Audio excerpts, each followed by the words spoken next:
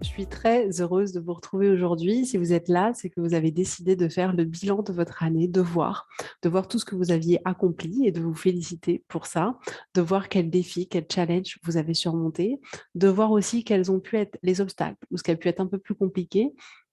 Et au travers de ces 50 pages d'introspection, dans la première partie, vous allez pouvoir justement voir, voilà, sur l'année 2021, qu'est-ce qui s'est passé et pouvoir réfléchir au travers de cette année-là. Et ces moments-là vont être quelque chose de précieux pour vous demander, OK, maintenant on est en 2022, qu'est-ce que je veux vivre? Quelle expérience je veux vivre en 2022? Qu'est-ce que j'ai envie de créer? Qu'est-ce qui est important pour moi?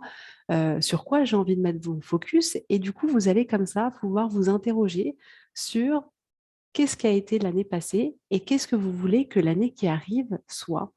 Et en fait, à la fin de tout ce travail-là, ce sera juste à vous, en fonction de tout ce que vous allez avoir écrit, de tout ce que sera remué un peu en vous, de décider, OK, j'ai décidé que cette année, j'allais faire ça, j'allais me concentrer sur ça, j'allais peut-être changer une habitude, peut-être que j'allais lancer ce projet-là, peut-être que je décide juste de consacrer mon temps et mon énergie à mon couple ou à une relation avec un enfant ou à toute autre chose.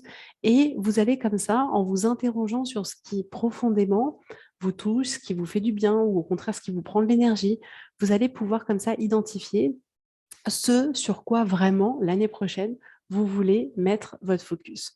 Donc ce travail-là, c'est un cadeau que vous vous faites, un cadeau d'introspection et un cadeau qui est fait avec bienveillance et amour. Il n'est pas question de vous juger. Il n'est pas question de juger la personne que vous êtes. Vous êtes parfait comme vous êtes. Il n'est pas question de juger l'année qui vient de s'écouler. Est-ce que vous avez bien fait, pas bien fait? C'est pas du tout ça l'objet de ce travail-là. C'est vraiment un objet de curiosité et de bienveillance, de dire, tiens, bah, je remarque que c'est vrai, cette année, je me suis peut-être sentie triste pendant pas mal de temps, ou je me suis sentie au contraire très énergique tout au long de l'année, et de regarder comme si ce n'était pas votre histoire, comme si ce n'est pas votre vie, de prendre ce pas de recul et de dire, tiens, qu'est-ce que cet être humain a vécu en 2021 et qu'est-ce que cet être humain veut vivre en 2022? Donc vraiment, n'utilisez pas ce travail-là contre vous. Et j'insiste parce que souvent on peut se dire, mais en fait, j'ai rien réalisé en 2021, c'était pas assez bien, j'aurais dû faire plus, j'aurais dû faire mieux. C'est pas du tout ça dont il est l'objet, pas du tout, du tout, du tout. Donc vraiment, gardez à l'esprit, vous devez juste être dans un état d'esprit de curiosité. C'est tout. Et l'autre chose, c'est que ce travail, je vous encourage à le faire dans un endroit dans lequel vous êtes bien. Mettez-vous dans une pièce dans laquelle vous vous sentez bien. Prenez un stylo avec lequel vous avez plaisir à écrire, pas le vieux crayon à papier qui ne fonctionne pas ou le stylo qui marche à moitié, mais vraiment un stylo avec lequel vous prenez plaisir à écrire, avec lequel votre écriture elle est fluide parce que ça va être un travail d'écriture, donc c'est important que vous soyez à l'aise là-dedans. Mettez-vous au vu du temps peut-être avec une couverture ou un bon thé chaud, mais installez-vous confortablement pour faire cette introspection-là. C'est vraiment presque un moment de bien-être que vous vous offrez et il n'est pas question de faire ça un peu, bon voilà, il faut faire, il faut répondre à la va-vite, sinon vous allez perdre complètement l'intégralité des bienfaits de ce que ça peut vous apporter.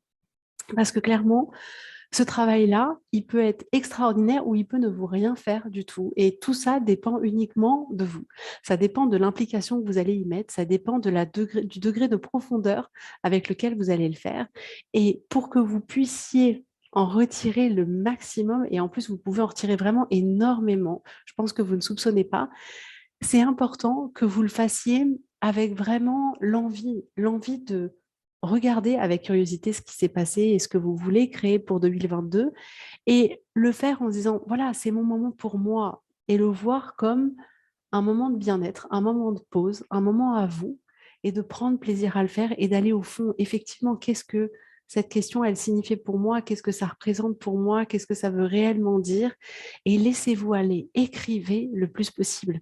Si peut-être la taille de mon document ne convient pas dans le sens où peut-être que vous avez trop à écrire par rapport à l'espace que je vous ai laissé, n'hésitez pas à prendre des pages blanches et à juste écrire votre question et à y répondre plus si vous voyez dès les premières questions que vous avez un flot de pensée qui est bien plus important que ce que j'avais prévu. N'hésitez pas à répondre à toutes les questions sur un document à côté.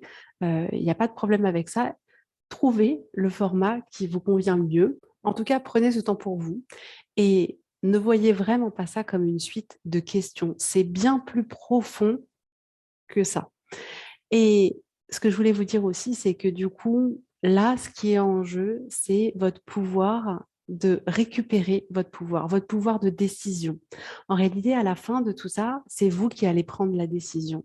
C'est vous qui allez prendre la décision de qu'est-ce que vous voulez pour 2022, qu'est-ce que vous voulez faire, qu'est-ce que vous voulez ne pas faire, avec qui vous voulez passer du temps ou pas, qu'est-ce qui est important, quel est le projet principal de votre année, quelle va être votre intention de l'année. Et ça, c'est à vous de décider. Et vraiment, j'insiste là-dessus, décider, c'est votre plus grand pouvoir. Personne ne peut vous obliger à faire quelque chose dans la vie. Personne ne peut vous obliger à prendre une direction ou une autre. Vous êtes libre de choisir délibérément qu'est-ce que vous voulez pour cette année. Et ça, c'est quelque chose d'extraordinaire. C'est-à-dire que bien souvent, avec nos vies qui vont rapidement, si on a des enfants, ça nous paraît aller encore beaucoup plus rapidement, on a un peu l'impression de vivre notre vie par défaut en mode pilote automatique, c'est-à-dire que voilà, on suit un peu la ligne directrice qu'on a toujours choisie, on s'occupe de nos enfants, on va travailler, on revient, c'est les vacances, et les années passent comme ça sans qu'on prenne le temps de dire, ok, est-ce qu'en fait, j'ai envie de vivre la même année que celle que je viens de vivre ou est-ce que je veux faire quelque chose de différent? Est-ce que je veux expérimenter quelque chose de différent? Et là, ce que je vous propose, c'est de, pour une fois, choisir délibérément quelle vie vous voulez vivre en 2022. Pas juste celle qui va se passer, mais de bien la choisir. Et ça, je le répéterai jamais assez, c'est en votre pouvoir uniquement. C'est vous qui décidez. Donc, vu que vous avez la chance et l'opportunité de pouvoir faire ce choix-là, je vous en supplie, faites-le. Donc, vraiment, c'est un cadeau que de faire cette introspection-là. Je suis très contente que vous ayez choisi de le faire. Je le fais chaque année. Je le fais avec les enfants aussi. Donc, j'ai prévu un petit, vraiment quelque chose de beaucoup, beaucoup plus petit. Ça tient sur 1 ou 2 pages de questions aussi qui peuvent se poser et que je trouve aussi intéressant, même pour moi en tant que parent, de relire, de voir quels ont été les moments qu'ils ont aimés en 2021 et de voir qu'est-ce qu'ils aimeraient vivre en 2022, qu'est-ce qu'ils aimeraient faire, qu'est-ce qu'ils aimeraient tester.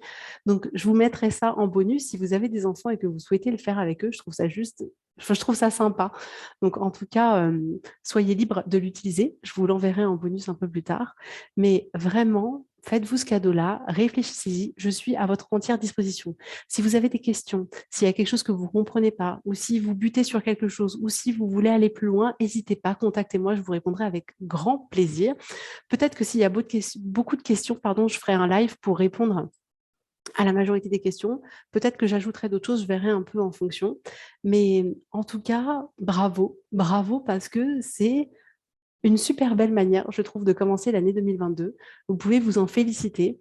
Donc, prenez le temps de faire ce document. Peut-être qu'il y en a qui vont le faire assez rapidement. J'entends sur quelques jours, ils vont le faire. Peut-être qu'il y en a qui auront besoin de prendre un peu plus de temps, de prendre un mois.